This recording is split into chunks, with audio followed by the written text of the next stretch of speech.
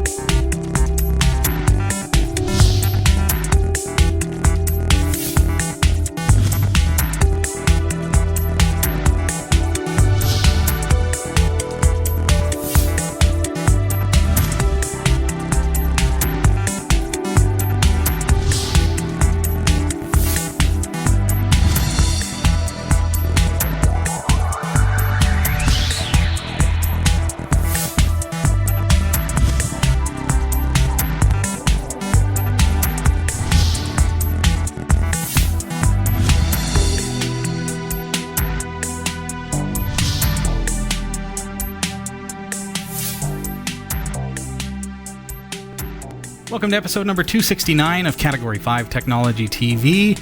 It's Tuesday, the 13th of November, 2012. It is. It's getting cold out there in Barrie. Mm-hmm. Starting to feel a little bit like winter. I know. Starting to see the Christmas lights come up.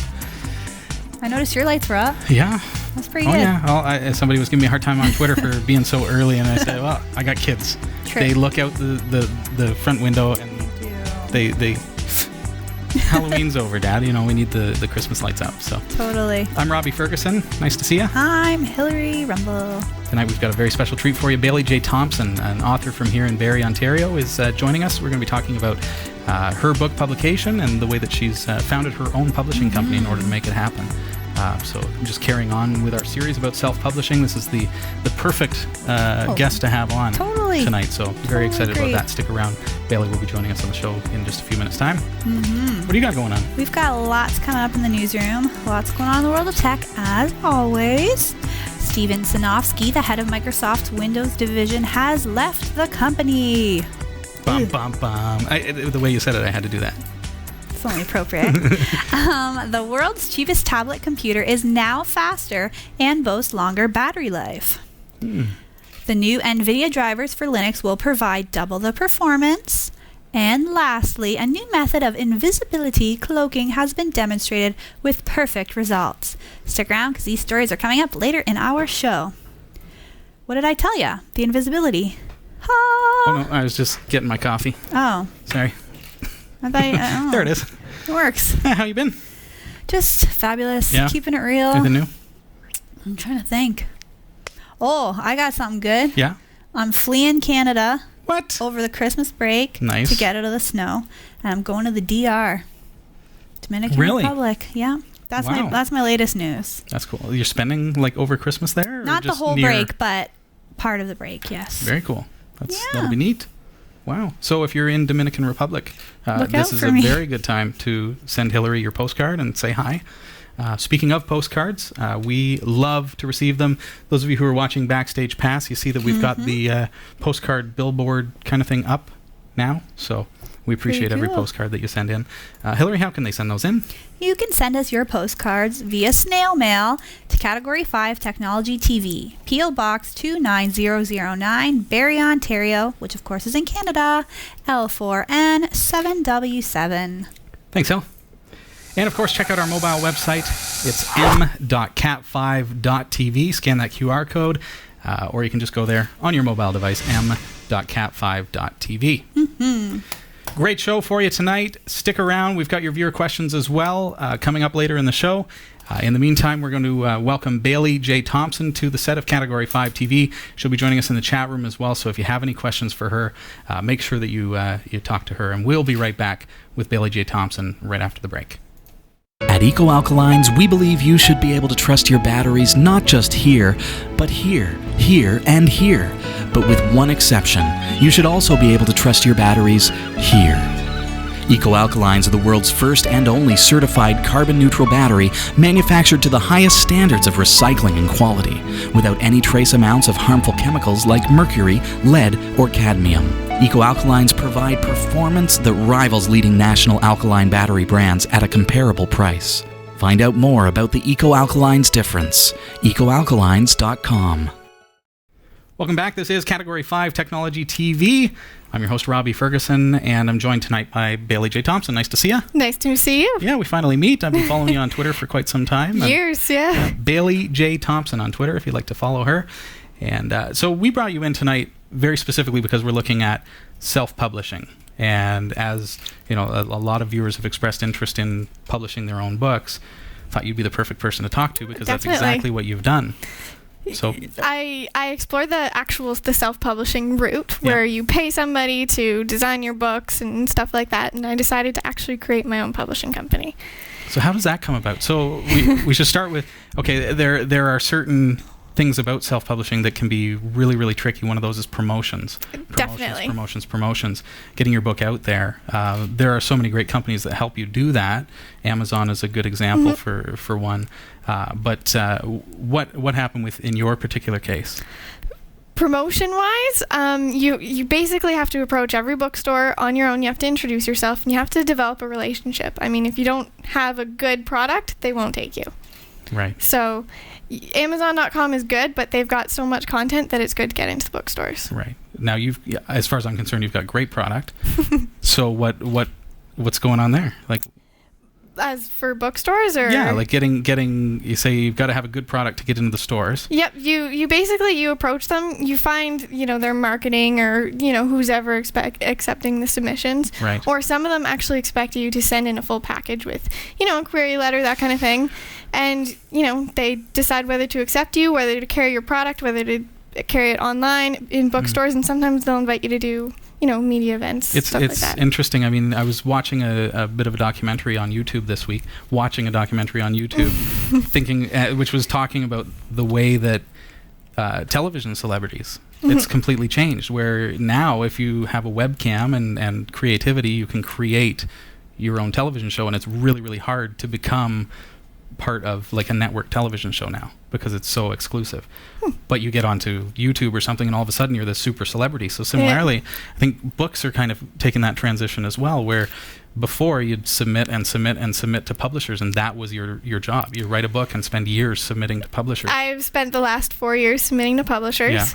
Yeah. I wrote the book and I illustrated it, I photographed it. They're all photographed with live gerbils, and I'll let you meet one of them later. Excellent. And I submitted to publishers, and it's hard to find a publisher that's right for your book, especially if it's different, So I was getting responses like, we don't publish pictures, like actual pictures, right? Which is unusual, but it makes sense because, that's what they've decided.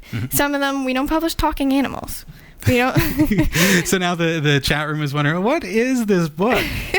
So tell us a little bit about what it is that you've written and who it's geared toward. It's a children's book. It's for about 3 years old to 8 years old. It's written, there's a couple different series of books, so it's all written where the first series is the gerbils discover a dollhouse. Okay. Yep, so they're discovering a whole new life, and they're creating their new life. And it's all, the specialty of it is that it's photographed with actual gerbils that act out every scene in the book, basically. Very cool. Yeah. So starting your own company, in order to be able to do this, what does that entail? A lot of work. Yeah. When I suddenly realized, because I'd spent the last 4 years querying publishers, and it wasn't that I was getting that your book sucks. I was getting that we're not the right publisher for your project. Right. So I decided that maybe that doesn't mean that it can't be published. It means that I need to create a publisher that's right for my book. Wow. So, you have to hire designers. You have to contact all the bookstores. You have to get your ISBN, and you have to apply for that. If you're not accepted, then too bad for you. Right. And yeah, basically, it's a lot of work. Yeah, quite the process, for sure. I've used self-publishers myself, and I know that that's a lot of work. And I hear you about like the legwork and having to buy copies of your own books to put in libraries and all this kind of stuff. So how will your business, which is going to be publishing your own book, how is that going to move forward? Is it going to become your book and then continually releasing new instances of the series? Or? Yep, we have 3 series that we're focused on.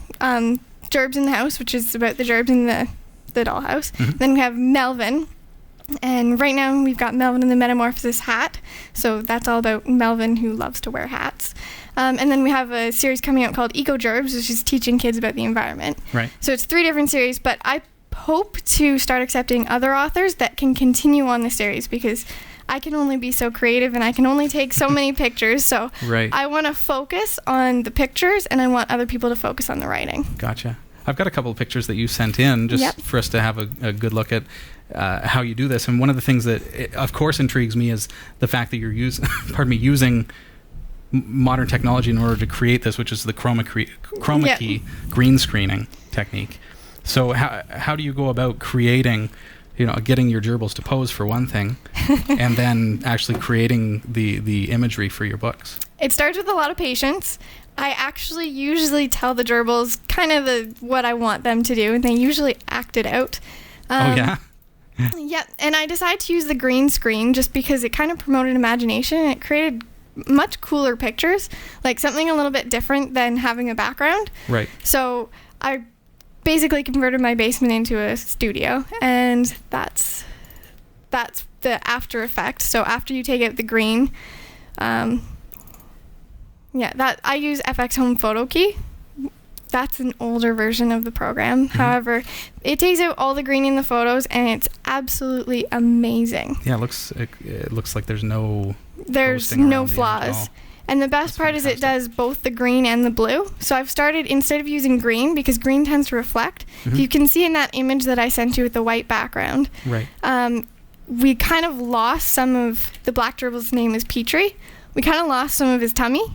The blue doesn't reflect like that. Oh, okay. Yeah, so blue tends to be better, so I've started using that. Very cool. So front to back, what's the process in actually creating such a book? I started with the photography, so it's taking the pictures and kind of filing the pictures. A whole lot of patience, I would expect. There is tens of thousands of pictures on a hard drive right now that went towards this book, and I've used probably 35 of them. Wow. So, Wow. yeah, it starts with taking them, then sorting through them, finding the right ones, then editing them, and then I send them off to a designer. Originally, I designed my own pages, but I kind of wanted a second opinion, so I hired somebody else. He's from Aurelia, actually, and he's doing all the designs. So all of the backgrounds actually are now a separate color instead of the white. Just add a little bit more of a rainbow. And they're apart, and now on our website right now there's a photograph of the actual cover of the book, so you can see kind of, I guess it's off right now, but yeah, I'll put that up for you in the show notes of episode number 269.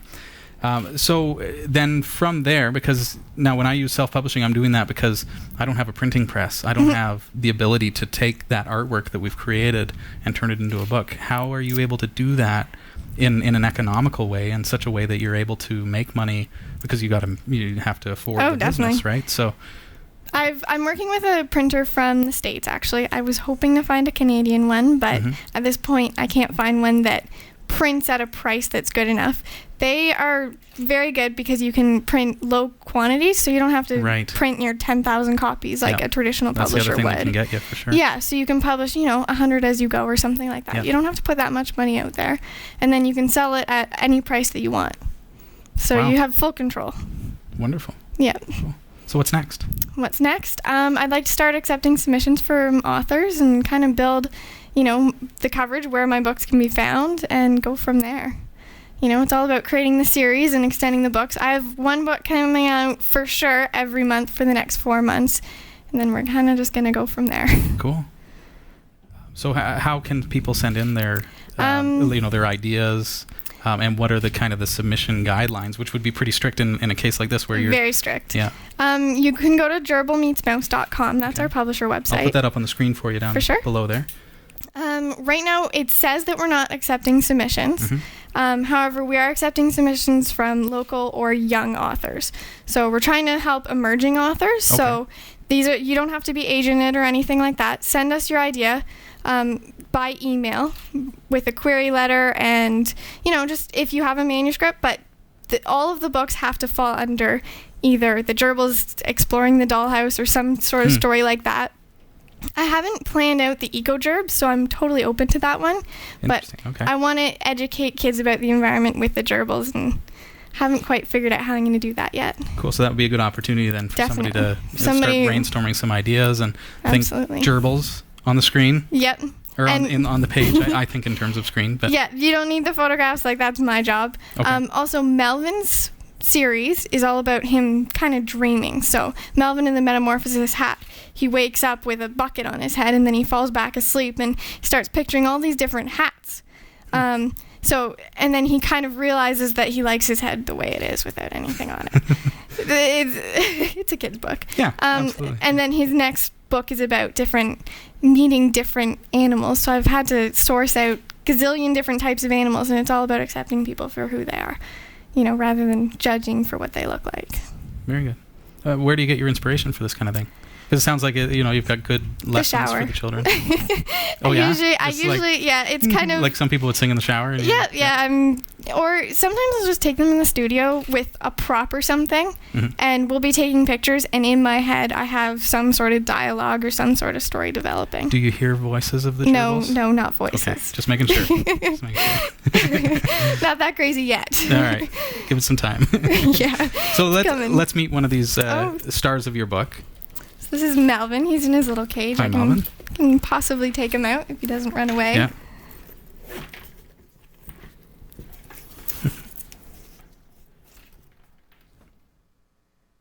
So now, how many photos has Melvin been the star of? Oh, thousands. Yeah. Thousands, yeah. There he is, folks. So he's kind of friendly.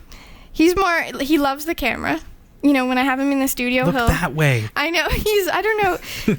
He's turned off by the no green screen or something. Right. But as soon as I put him in front of the camera, he starts posing.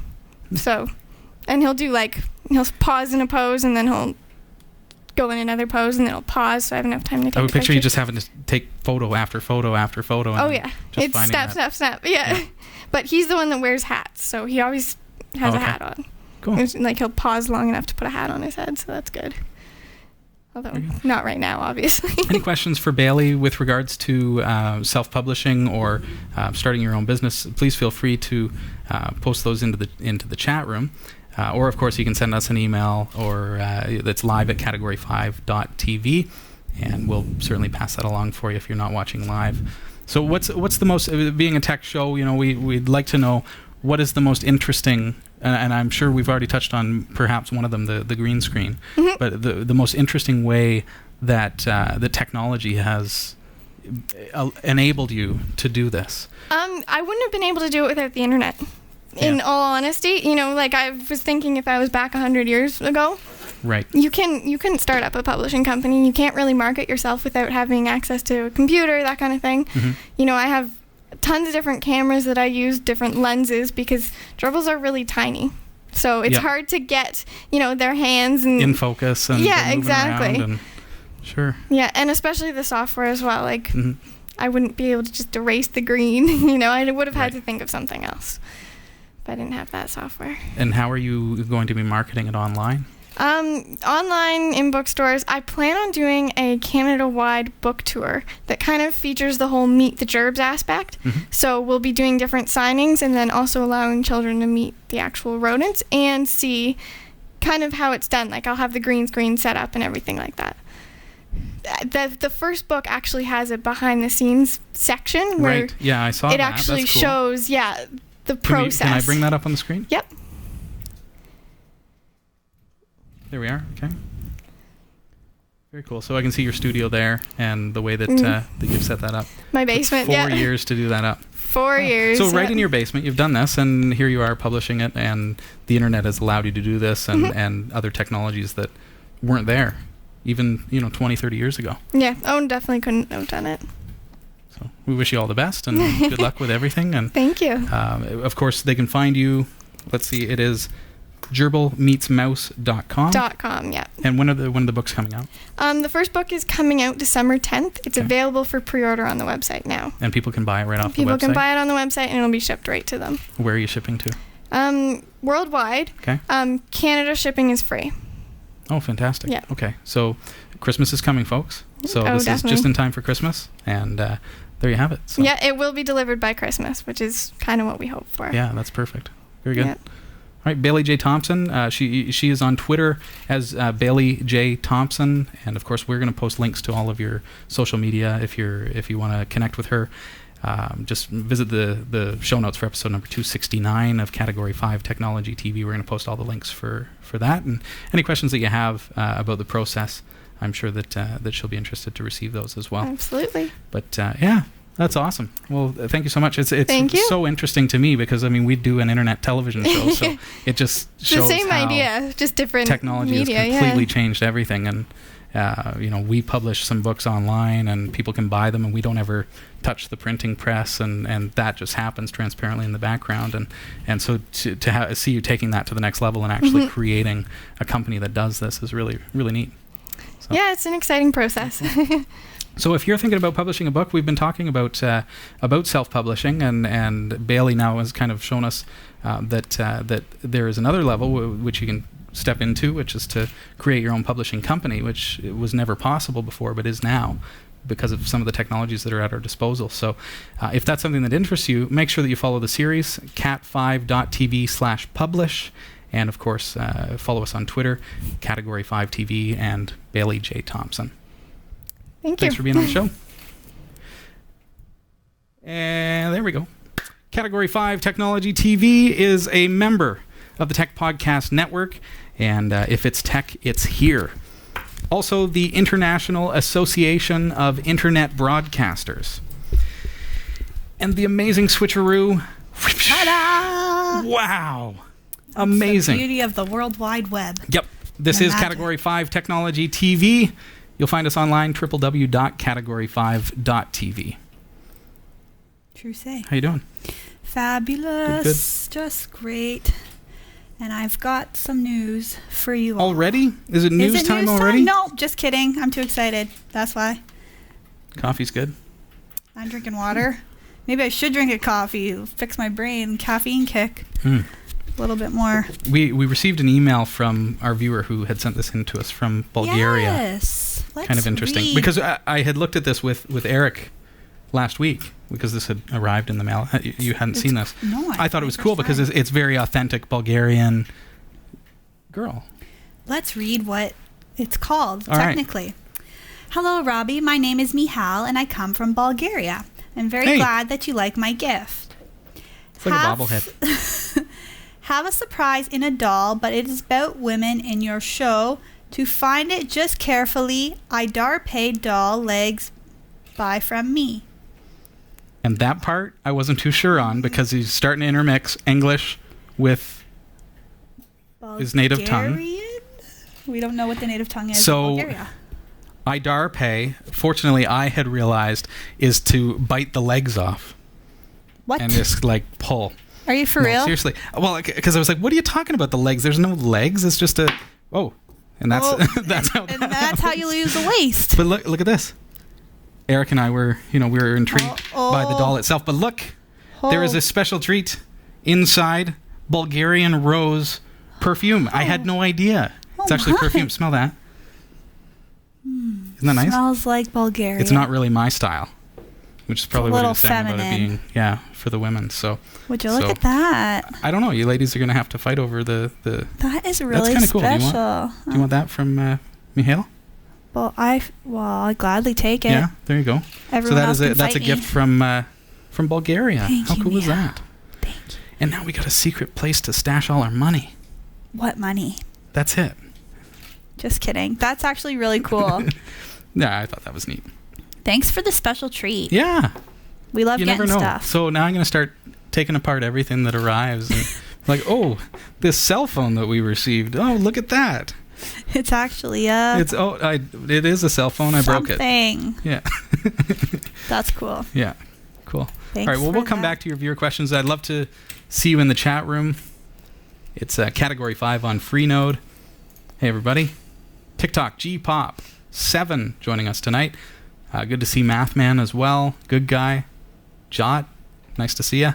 The whole gang. Everybody in the chat room. Troy 74. Cool. That's where it's at, the chat room, because you can ask questions, you can follow along like crazy, ridiculous conversations, but also ask questions, and people in the chat room will help you out as well. Like, Robbie might not be able to tackle your question right away. People in the chat room are like, boom, boom, boom, I know how to fix it. And they know. And they know. So it's the community. Cool. That's the neat aspect of this whole modern internet television, is that it's interactive and our community's there. That said, Hillary is watching the chat room, so if you have a question, I'm watching. Ping her, which is just mention her name, Hillary.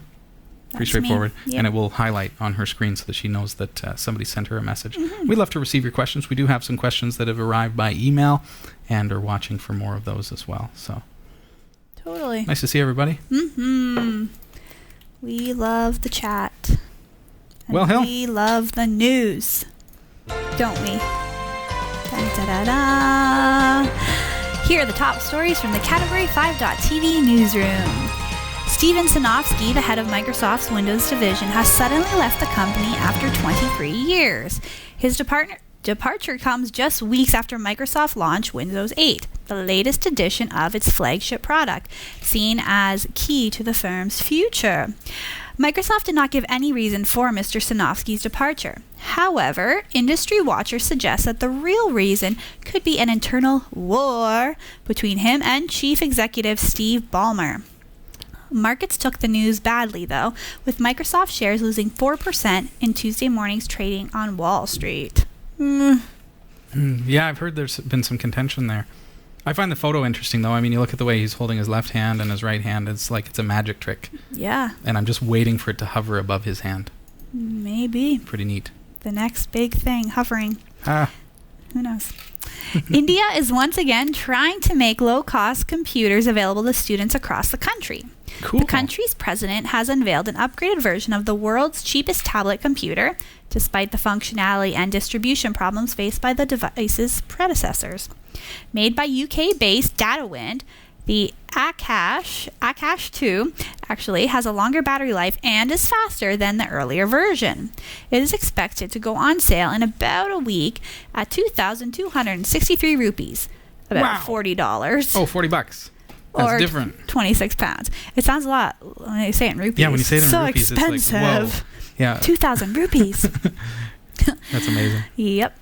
The latest NVIDIA GeForce driver released Thursday reportedly gives Linux users double the performance and dramatically reduces game loading times. Nice. Very cool. Having been in development for almost a year, the GeForce R310 driver has been designed to showcase the enormous potential of the world's biggest open source operating system. Users with GeForce GTX 600 series GPUs, as well as those with certain previous generation GeForce GPUs, will benefit from using the new drivers. For more information or to download, you can head to geforce.com. Now that Steam is in testing, that's a game platform. Now that's in beta testing for Linux. I wonder if that's kind of pushing NVIDIA. But then again, there's such a push away from Windows 8 as well. Developers not wanting to go there and all the kind of, the stuff that's going on with that. Drama. So I wonder how much that's going to affect people's decisions when it comes to, Windows 8 looks terrible. I'm going to have to shop around anyway, so let's try Linux.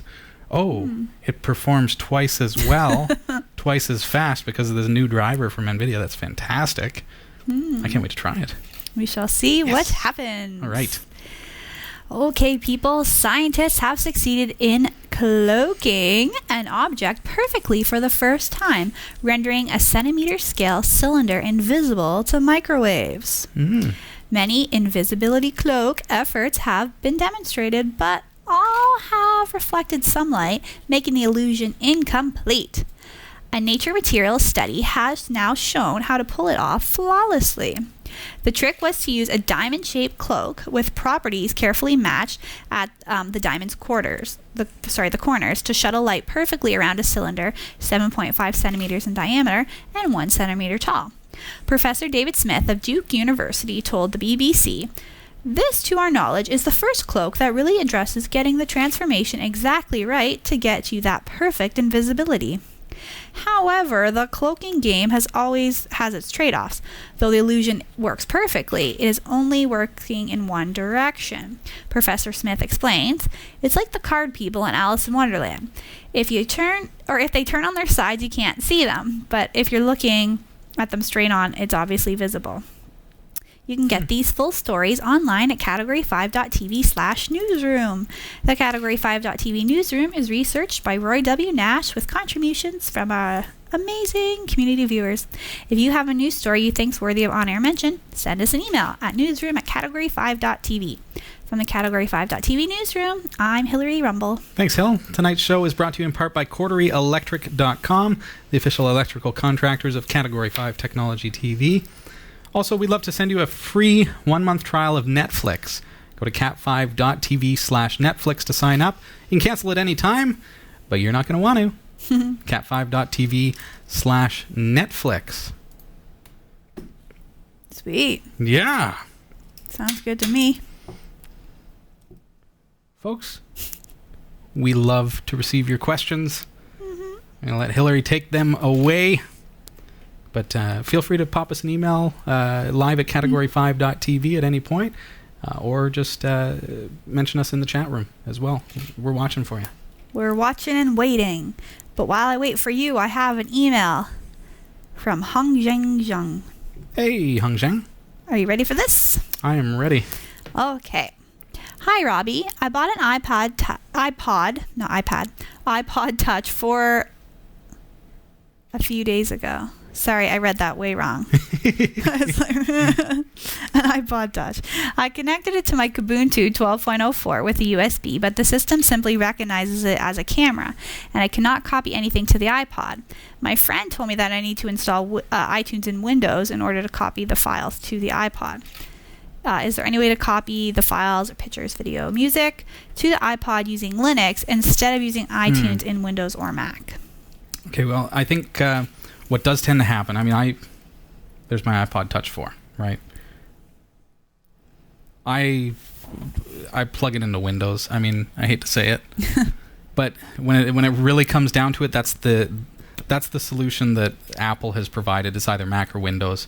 That's unfortunate. That's a drawback of this device or other Apple devices. It's not a problem with Linux. It's a problem with this device. That said, okay, so what is the most common technique? The most common way that people will do it, and probably a very effective way, is to set up VirtualBox. It's free. Install Windows XP into that VirtualBox, because everybody's got an old Windows XP license kicking around, probably on the side of a computer that you formatted and installed Linux on. And in that virtual machine, all you do is you put iTunes in it, and you connect it through Samba Share to your iTunes library or your media, and then let iTunes manage everything. That's the easiest thing to do, and probably the most effective because it is using Apple's software. So that way you're getting the iOS updates, you're getting all of that kind of stuff. But that said, okay, so that's the official kind of answer. What I'm going to do is I'm going to go to Wikipedia because there is an exceptional article there, which I'm just going to look up for you. And I'm also going to link to it in the show notes for episode number 269. It is simply entitled Comparison of iPod Managers. And you'll see that what this is all about is alternative software to iTunes. And many, many, many of them are for Linux. You'll see that they're broken up into Windows, Mac OS, and Linux. See Linux? Yes, yes, yes. So what you look at is comparatively from this document, comparison of iPod managers on Wikipedia. So Amarok, we know, is available for Linux. It's GPL licensed. And you can download it. Scroll down a little ways for the feature set.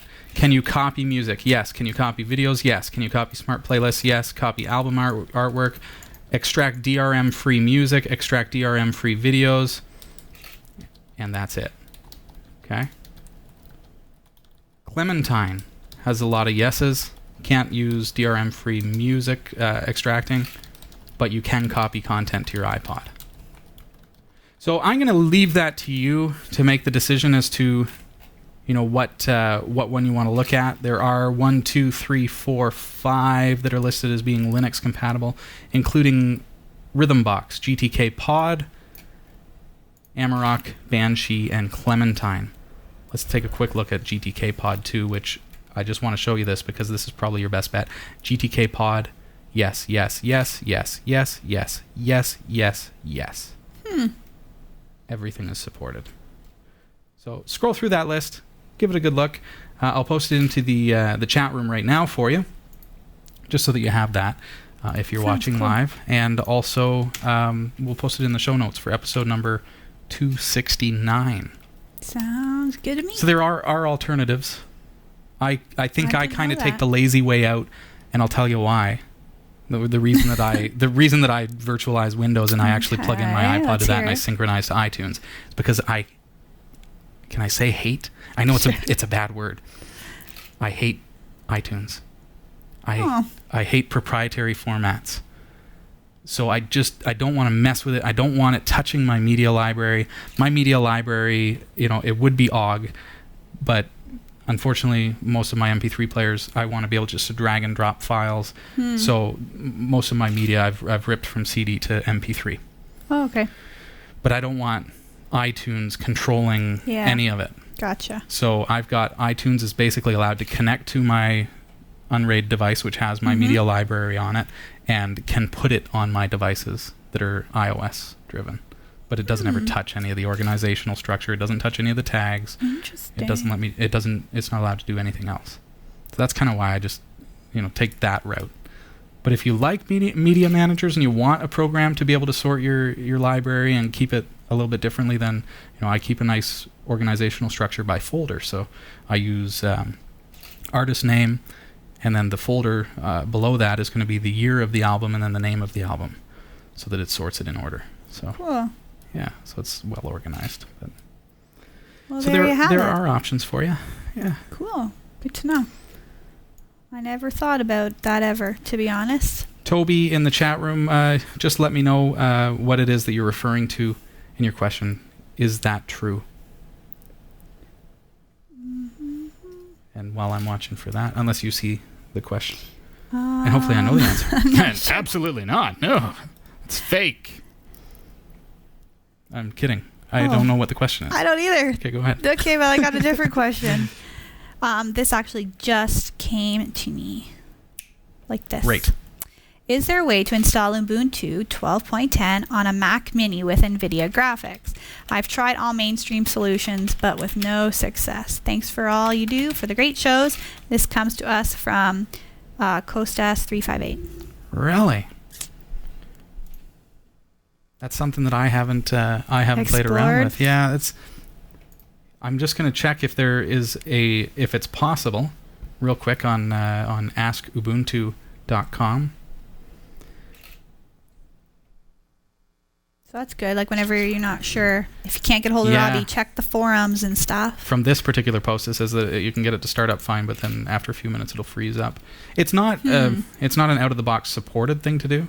So I think if you're going to be doing it, you're kind of basically hacking the device. Yeah. It's not a supported thing to be doing to that device. So you could encounter some problems.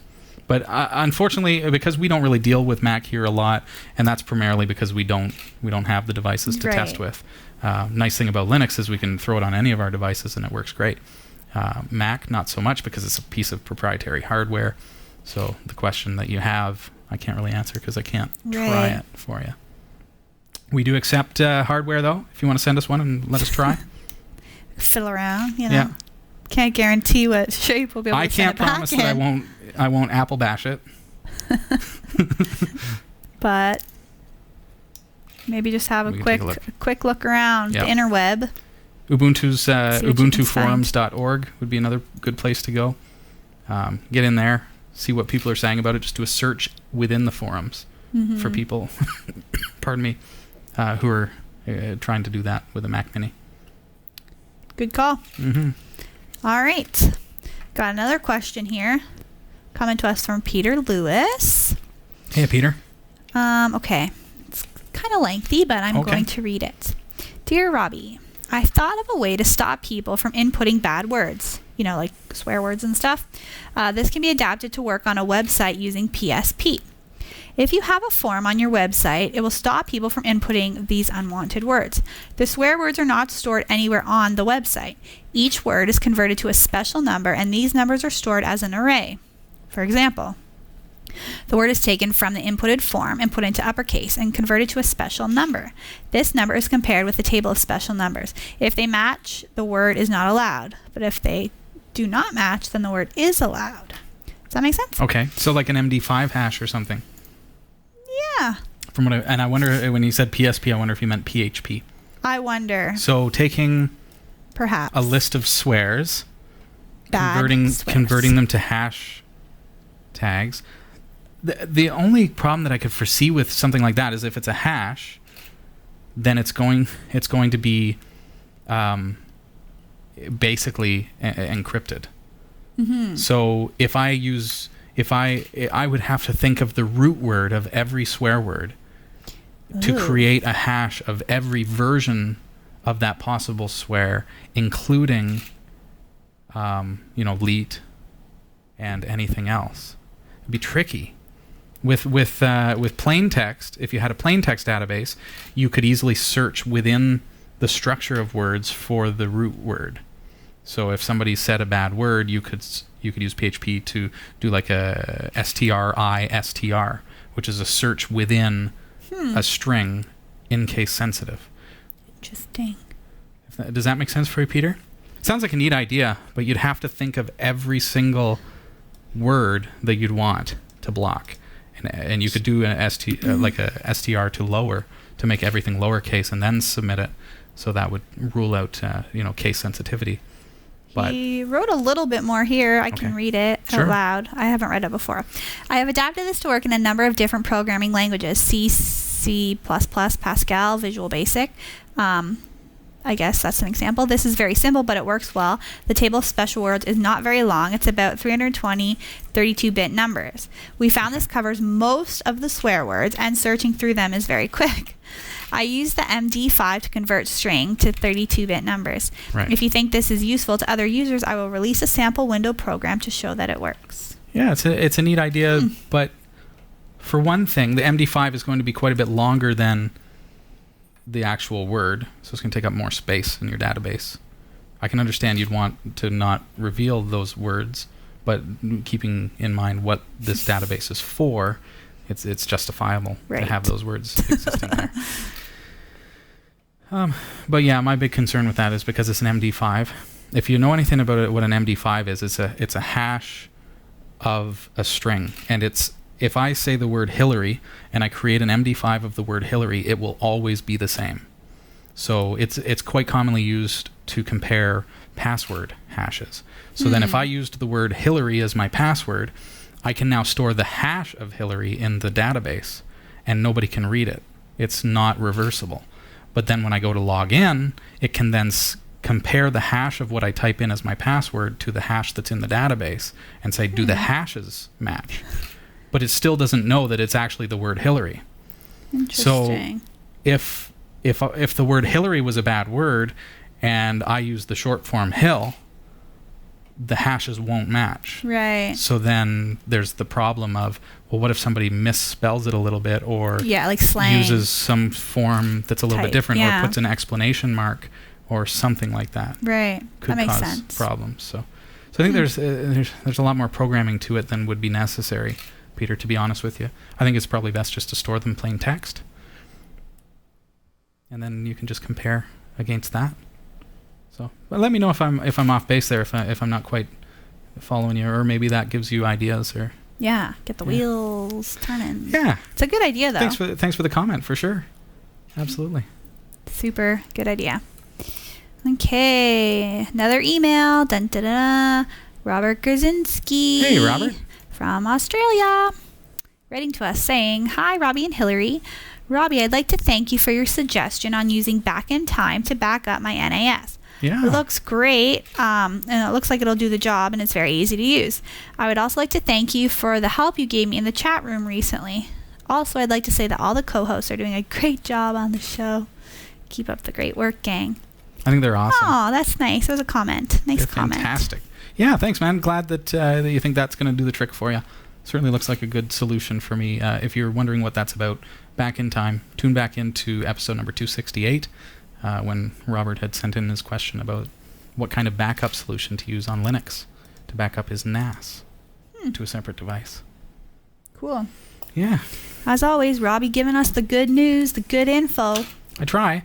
This is Category 5 Technology TV, and you'll find our website at category5.tv. So great to have you here tonight. If you're joining us live, please join us in the chat room. Say hi. If you're watching this after the fact, join our community as well. Go to our website, category5.tv.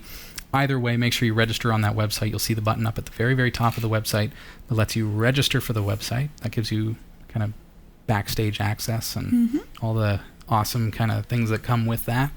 So, cool. Cool. Nice very, to see. very cool. I should give shouts out to those who have just registered recently. Oh, yeah. We've had several people that have registered this week over the past couple of weeks. Welcome to our community. I know that I sent out an email to each one of you. If you didn't receive that email, check your spam filters. Check your junk mail. Yeah, make sure you activate your account. Right now we're being pretty lax about account activations, but know that if you haven't activated by clicking the link in your email, that will eventually come back and bite you, and your login won't work. So make sure you do check for that email. Cool. Sounds like a good idea to me. Yeah. Thanks, Hill. We're just watching for questions in the chat room here. I know that some are trying to come in. So I know. I'm trying to follow this dialogue that's been happening, yeah, but it's just going like too flying quick. by I on the can't. I screen. can't. You guys Figure watching it out. this? Couldn't figure out what's happening in there. Someone did ask me a question. It was about your space fish. Whatever happened to the fish? And I was looking around and I was like, oh no, maybe he floated into oblivion. But I see him now. You see him beyond the cameras? I do. Yeah. Mystery solved. The fish is alive. Don't worry. Yeah, okay? he's doing really well. You folks can see the fish there. That's our space fish that we named Major Tom. He's very special here to the studio. So one mystery solved Yes. this evening. That's our question. All right. What else he got for us here? What do registered users get that other users don't? This question comes to us from Pyrus Rock. First of all, they get the sheer satisfaction of knowing that they are a registered viewer. No, that's not just the only thing. If you log in, you get access to coupons. Yes. Free stuff. Everybody loves free stuff. Discounts. Awesome. You also get access to our high-res photo gallery. All the photos that take place backstage. Some of them goofy, some of them crazy, some of them awesome. Those are only available to registered viewers. Also, we have certain types of competitions. Click Race is a good example, which we haven't done in a little while because with the launch of the new website earlier this year, it's been a transition to get everybody moved over to the new system, and that our regular viewers know that. Click Race. If you're a registered viewer, you're able to participate during a live show. You're able to race other viewers and win prizes. Ooh. And you know, we love to give away prizes. We've got lots of them to give away this year. It's very, very exciting. As we approach Christmas as well, you know, companies want to, talk about their products. So make sure you register so that you can participate in those things. There's so much other stuff too. We've got some behind-the-scenes videos that are going to be going up. We've got a whole slew of things that are coming, and many of them are already there. Plus, it's like being in a club. That's true. I want to be in a club. Yes. And like An awesome send global club. fan mail, and Yeah. we send out autographed photos of ourselves occasionally. We've done that before. We have. Yeah. Oh, a couple fun people in the chat stuff. room have received one of those. You know, you just don't know what will happen. So why not just take a little step further? You're already in the community. Just commit. Commit to this relationship, okay? Show us that you truly love us. That's all. Yeah. So that's a good question, actually. I did wonder. I'm like, what's the deal? What's the difference What's the between diff? registered and non-registered? Yeah. That's cool. Yeah. So are we gonna have lots of pictures of our gerbil friends in the gallery, online gallery? I hope so. When We'll take a couple after the show. For sure. Are we lacking on questions this evening? It's a little slow. Are there any other ones? Everybody's chatting in the chat they're just room. talking Usually we about get a who ton knows of what they're talking about right now. I questions. don't even know. Anything coming in by email? live@category5.tv. Wow, people, come on, send us your questions. Bring them on. That's what we're here for. Bring it on. I've got a comment from Peter, who says that he found an answer to the question that he asked about running 2 modems on the same telephone line. In short, he abandoned the second modem. I just ran a Category 5, good cable, Category 5 cable down to the place that I wanted the internet downstairs. That's the way to do it, my man. Peter, I remember, was asking about should I install 2 modems to get 2 internet connections in the house? And I suggested that, well, then maybe that you're going to get some conflicts there. If it's DSL, you can't really do that. It's gonna cause some collisions between the 2 devices and problems with the internet. So have one and connect all your devices to that one device. So seems like it worked. That's good. Mentions that this now makes it possible to watch internet television, which is a growing medium. Of course. Right on the TV. Says that unfortunately they do have some terrible internet service. They're waiting for fiber optic to come out. They have been waiting for the past 2 years. Hopefully it will arrive soon, and hopefully, that will get resolved. If you're not watching live, you can synchronize to your devices by using something like Miro Internet TV. Grab from our RSS feeds, have the show automatically download, and you'll find that there are tons of other shows out there that you're able to download, and they'll actually save. So if your internet is slow, like too slow to watch live or stream it directly off of the website in HD, you can download the HD file overnight and then watch it the next day. Smart. Mm-hmm. Good. Because it's not reliant on that bit rate. Makes sense. Mm-hmm. That's good to know. Thanks for the feedback. Valuable info. Is there any viewer testimonials? I haven't looked in a long time. Maybe we tend to share them occasionally. We don't have any on the website per se, but we do receive them, and we receive the postcards primarily. Oh, that's true. I love this. I wish I could show you up, but Backstage Pass sees that. It is pretty cool. Just looking. The World Wide Web is on the World Wide corkboard. We can see it all here, so it is cool to get stuff. For sure.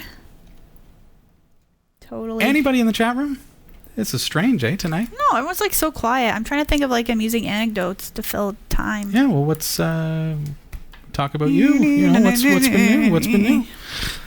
Until a question comes in, folks. You guys are goofy tonight. I love you, though. I really do. We do. Studio's looking great. I mean, I wish that the viewers could see this. Backstage Pass can see some of it, but we were really kind of growing and getting ready for the Christmas special. We do have the drum kit is all set up, which you can see from here. Yes, I don't know if somebody could like slap one of those cymbals just to let people know that it's here. It's a lot of fun. But on our Christmas special, Eric Kidd is actually going to be here. We're going to be doing some very special music for you. That's coming up actually specifically on... There you go. Hey, it works. Isn't that awesome, eh? So Eric's going to be here. We're going to be doing some Christmas carols for you. That's going to be on December 25th because Christmas just happens to fall on a Tuesday. And with our level of commitment, we're never going to miss a show. Bring it to you. How do you like that, eh? Through the good times and bad, through the sleet, through the snow, through the Festivus, through the something. Through everything. Treed Stamge. I don't know. Treed Stamge would like to know, Hillary, if you and your husband are using Linux at all. I'd prefer not to disclose that information. You guys are Windows babies? Okay, well, yes, primarily. But I do own a Mac, which I use for video editing and such. Mm-hmm.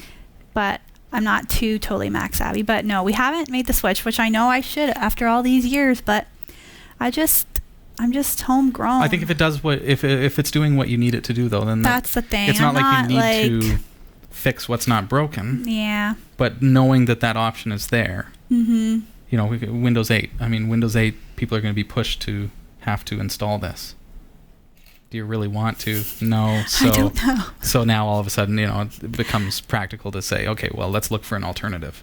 For sure. But if you're happy and it's working the way that you want. I'm quite content at this current moment. Yeah. It's unfortunate that we run ESET's products in a way because you're not going to be bombarded with the viruses that because you're pretty well protected, but that would be a good reason to switch. I know. And as you may recall, we've had our share of viruses when I killed his computer. But that was recoverable using free tools on Linux. Haha. I know. Yeah. Signs point to Linux, okay? I'm just not ready to convert. Okay? But I am learning through the show. Don't you know? She's learning. Like this is She's learning all, to love it. Yeah. So I am. Cool. Thank you for the question. I've got one here from Pyrus Rock who wants to know, can I allow a non-admin user to mount a hard drive so that they can watch movies on my movies hard drive in Ubuntu? So you've got like an external hard drive and you're plugging it in and want to be able to play the movies off of that. On Ubuntu, even if you're a non-admin, if you plug in a drive, it's going to give you access to it at /media, as long as that drive hasn't been set in such a way that the permissions don't allow other users to access it. So you could, if you're having trouble doing that, you could mount the drive as a super user and modify the permissions of that drive so that the other users have access to it, because Linux is a permissions-based system. So if Hillary and I both have logins on my computer and I create something in my login and I have it set with permissions that say only Robbie is allowed to edit that file. So now Hillary can go in and she may be able to see it, but she can't open it. She can't edit it. She can't save over it. It's basically set up so that the permissions say only I can, right? Linux has 3 levels of permissions, which is the user who created it, the user's group that user belongs to, and everyone, the global, anyone who uses your computer. So I could, because Hillary is also part of the user's group, I could set the permissions to allow Hillary access to that file, or in your case, that drive, by saying that anyone in my group now has access to that drive. So where your drive may be set as root only, you might set it to, to users, Robbie : users or something like that, right? It's strictly permissions, and yes, it can absolutely be done. Give us specific examples if you like. We're just about out of time here, Pyrus Rock, but if you have trouble this week getting that going, pop us an email, live@category5.tv, and we'll be happy to address that on next week's show. Krista Wells is going to be here with me, so looking forward to that. Yeah, that'll be a good old show. Yeah. Good old time. It's been quite the month, the past couple of months. I mean, the show has been we're growing all the time, and season 6, here we go. Interviews with all kinds of wonderful people over even just the first several weeks. It's been wild. Of the show. And we've got so many co-hosts now that it's like you're on this rotation. Are you finding that is working for you, or you want to be here more often? Or well, I do love the show. Yeah. I'd be here every night if I could, but that's a little clingy. But we only broadcast on Tuesdays. So I mean, but no, it's nice. I think it's nice for the viewers, too, to have a little bit of variety, because we all have, like, different ways of approaching things, different sense of humor, different stories and comments, and a little bit of crazy to everybody. So I think it's nice to spice it up a little. Yeah. Not just the Hillary and Robbie show all the time. What do you guys think? Get boring. We'd love to hear from you. What do you think of the current rotation?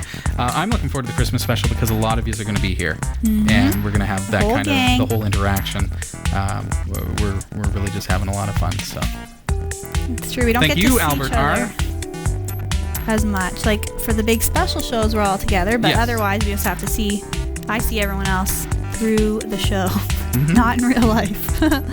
So nice to see everybody. Yeah, I've mentioned it before, but our chat room is a wonderful place to get to know people and say hi. Hillary mentioned, ask your questions. That's part of the problem, I think, is that people ask the questions in the chat room before we get to them. That's true.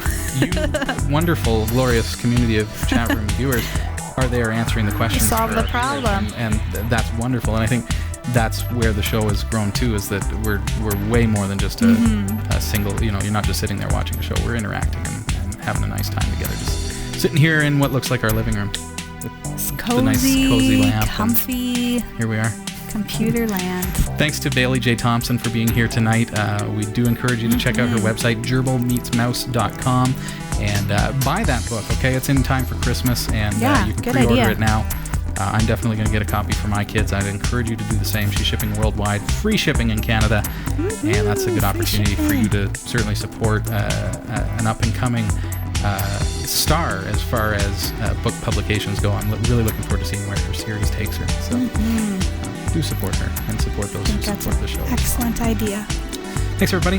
Hope you have a great, wonderful week. Thanks for being here. My pleasure. Yeah. It's always a great old time. Always. See you, everybody. Bye, Next Tuesday. everyone. Night.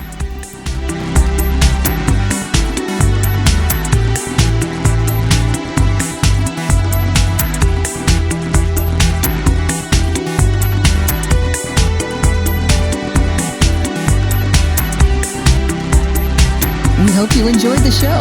Category 5 TV broadcasts live from Barrie, Ontario, Canada every Tuesday at 7 p.m. Eastern. If you're watching this on demand or through cable TV, check out the local show times in your area at category5.tv and find out when you can watch live and interact in the community chat room. Category 5 is a production of Prodigy Digital Solutions and is licensed under Creative Commons Attribution 2.5 Canada. We'll see you next time. Thanks for tuning in.